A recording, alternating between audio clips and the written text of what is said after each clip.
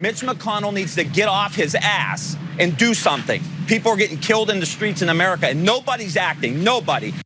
Representative Tim Ryan from Ohio is outraged, as many of us are, over Mitch McConnell's efforts in blocking any type of gun control legislation in the Senate.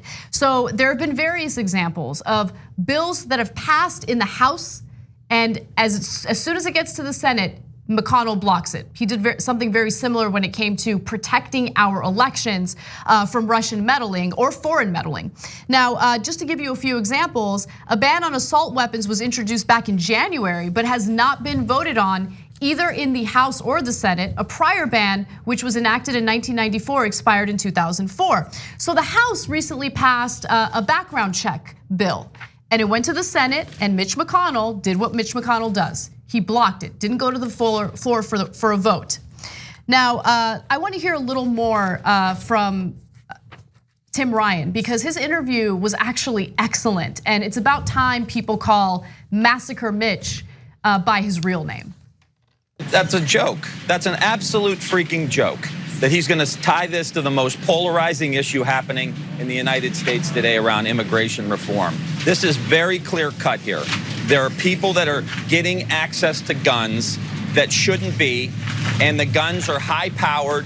The magazines hold too many bullets, and they're coming to places like Dayton and El Paso, Walmarts, entertainment districts, churches like Mother Emanuel AME in South Carolina, and they're killing American citizens. Mitch McConnell needs to get off his ass and do something. People are getting killed in the streets in America and nobody's acting, nobody. There's a bottleneck in the United States Senate. The House has sent a comprehensive background check bill that's supported by 80 to 90% of the American people.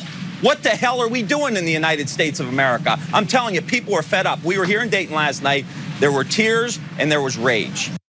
And there should be rage. The shooter managed to kill 9 people in 30 seconds. The cops stopped him within 30 seconds, but he still managed to kill 9 people because of the type of weapon he had. He had an assault weapon, and he's able to do damage very quickly. So there's a lot of things that divide the Democrats. Gun control is not one of them. And Nancy Pelosi deserves credit too. Immediately when they took charge, they passed 2 pieces of legislation which are completely uncontroversial. One is supported by 94% of Americans, the other is supported by 88% of Americans. What else do you need? Overwhelming majorities of Republicans support them. So what are they? One is federal background checks. So right now you have to do a background check if you buy it in a store, but if you don't buy it in a store, well, who cares? You just go into a gun show, there's a giant loophole, you buy it anywhere you like in that sense. And so people are like, close the loophole, close the goddamn loophole, okay? Everyone agrees except the Republican Party. In the Senate, blocked it, won't allow for a vote because they don't want to be embarrassed voting in favor of massacres. So Mitch McConnell just says, no, let the massacres happen and we just don't vote on it.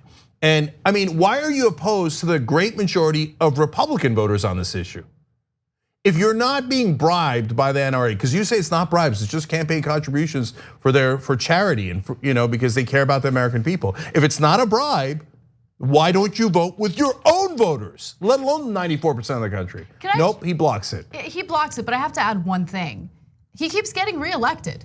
So he keeps turning his back on his very constituents, his voters and what they want, and they keep voting him back into office. So he's a reflection of us. All of these lawmakers are a reflection of us, Jake. Yeah, no, that one I actually disagree with slightly. It's a quick aside. Look, Trump is a reflection of the Republican Party. They had a lot of choices and they chose the most reprehensible one. Mitch McConnell and a lot of the Republicans trick their voters with money. What does the money do? They get the money from the NRA and then they run ads. They overwhelm sometimes Democrats in their races with ads. You know what Mitch McConnell ran on to win election last time? He pretended to be in favor of Kentucky's version of Obamacare. The same legislation he tried to kill dozens of times. Mitch McConnell is a gigantic liar, but he had enough sense to pretend to be a progressive so he could win an election. But how did he trick people? Because he has money in politics, he has all that money. Number 2, they run against soft ass Democrats time and time again. Chuck Schumer, the idiot, could not pick a candidate if his life depended on it. Every time he's like, who's the softest, who's the weakest, who agrees with the Republicans the most? Let's go with that one, right? So that's partly why Mitch McConnell wins elections. And the last one is the mainstream media. Oh, I don't know, is it a bribe? I can't tell. So the NRA has given at least $1.26 million to Mitch McConnell. No real American believes that that's anything but a bribe.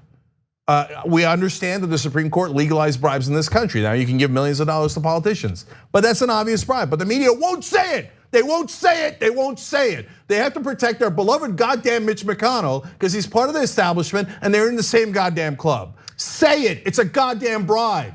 So Trump got $30 million from the NRA, and we have a list of Republicans who've gotten millions upon millions of dollars to sell you out and block this legislation, which brings me back to the second legislation the House passed. They said, look, it's a 3-day waiting period. One of the biggest massacres in the country happened because the guy was allowed to get a gun because they couldn't do the background check in 3 days. So they just want to extend it to 10 days.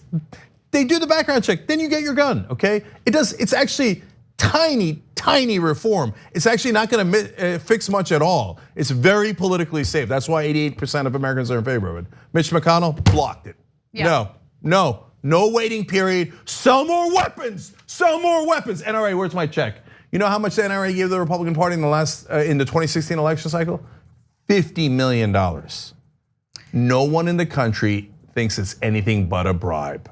So Congress is on vacation right now. The month of August is when they take their recess. I feel like they're on recess all the time. But anyway, lawmakers are calling on Mitch McConnell to call for an emergency meeting so they can vote on this legislation.